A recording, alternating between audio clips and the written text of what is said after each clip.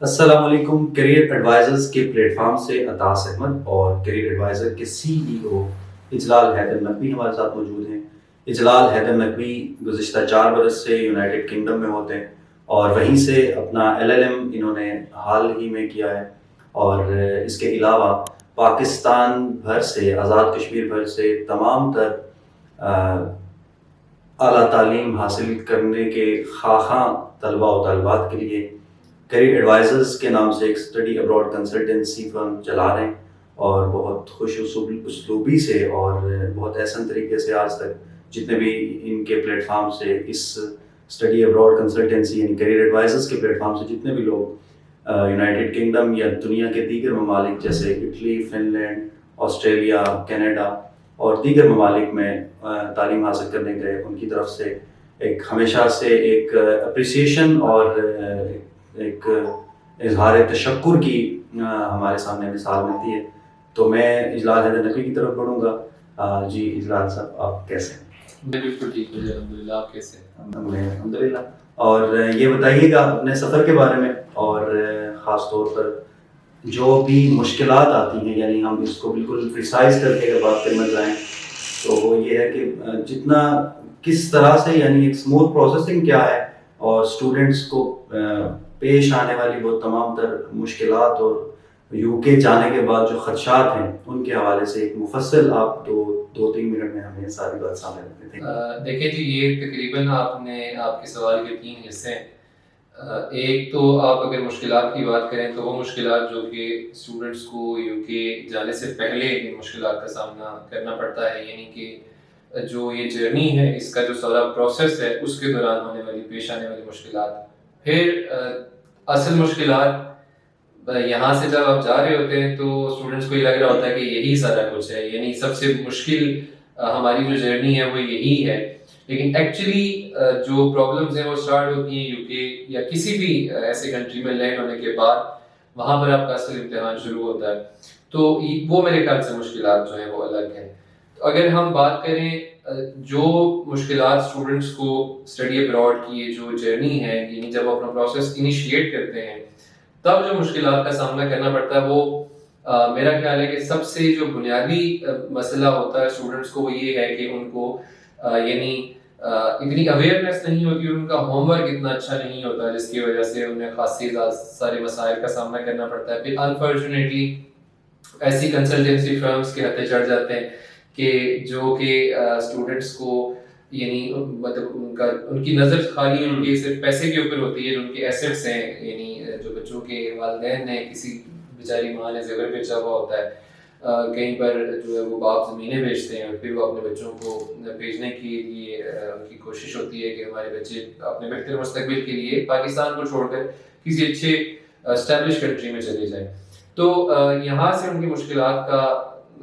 آغاز ہوتا ہے کہ جب وہ ایک ایسے پلیٹ فارم پہ، یعنی ایک ایسے کنسلٹنٹ یا ایسے ایجنٹ کے ہتھے چڑھ جاتے ہیں کہ جس کی نیت ہی ان کے ساتھ جو ہے وہ دھوکے کی ہوتی ہے، اور پھر وہاں پر ان کا جو سرمایہ ہے وہ بھی ضائع ہوتا ہے۔ اور اس کے ساتھ دوسرا مسئلہ یہ ہے کہ ایک ایسا انسان جو کہ خود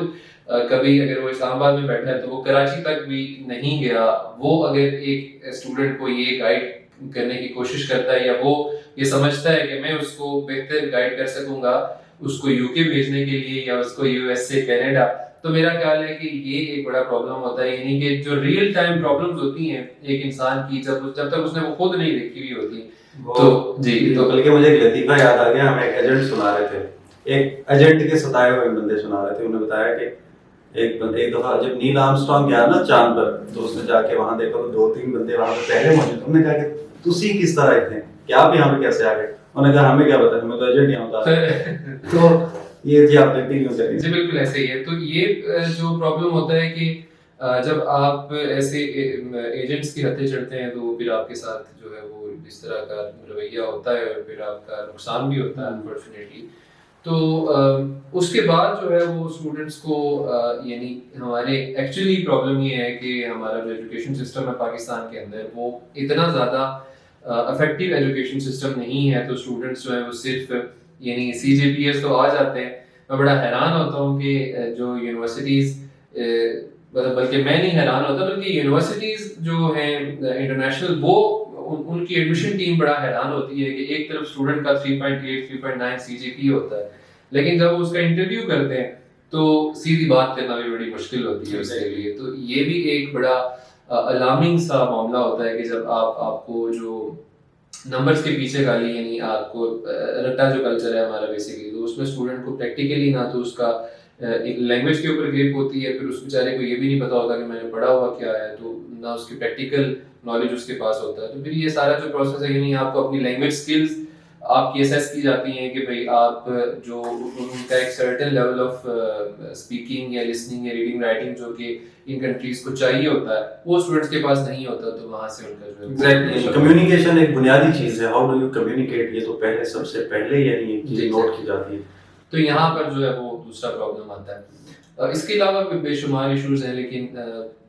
اس کے بعد جو ہے اس طرح تو ہم وہ کرنا شروع کریں اس پہ بات، تو یہ رونا روتے یعنی یہ ہماری پوڈ کاسٹ اور کیمرے کی بیٹریز ختم ہو جائیں گی. اور بہرحال میں یہ آپ سے ضرور پوچھنا چاہوں گا کہ یہ جو ایک طرح سے ہیومن ٹریفکنگ بھی نیگیٹو ٹرم اس کے ساتھ اٹیچ ہے، لیکن اس ٹرم کے اٹیچ ہونے کے پیچھے جو وجہ ہے، جو بنیادی اس کا کاز ہے، وہ ہمیں یہی سمجھ آتا ہے کہ جس طرح میں نے ایجنٹ والا کو بھی لطیفہ سنایا، تو کیریئر ایڈوائزرز میں اور باقی جو کنسلٹنسی فرمز ہیں یا جو اسٹوڈنٹ یا اسٹڈی ابراڈ کے لیے کام کرتی ہیں، اسٹڈی ابراڈ کی سروسز دے رہی ہیں، تو ان میں کیا یعنی ایک میجر ڈفرینس، اور بس ایک یعنی آپ نے مختصر کر کے بتانا ہے لیکن اس کو جی دیکھیں بیسکلی یعنی ہیومن ٹریفکنگ کا اگر جب بھی ٹرم یوز ہوتی ہے تو ایک چیز جو انسان کے مائنڈ میں آتی ہے، یا اوور آل اگر آپ ہیومن ٹریفکنگ کو دیکھیں تو ان دیٹ سچویشن کہ جہاں پر آپ کے پاس ایک بندہ یا ایک اسٹوڈنٹ کوئی بھی امیگریشن کی نیت سے آتا ہے، تو آپ اس کو یہ کہتے ہیں کہ بھائی تمہیں میں نے فلاں ملک میں UK USA کینیڈا کہیں پر بھی تمہیں وہاں پر پہنچانا میری ذمہ داری ہے، یعنی میں تمہیں گارنٹی کرتا ہوں، اور پھر اس کے لیے بائی ہک اور بائی کروک آپ اس کو پہنچاتے ہیں.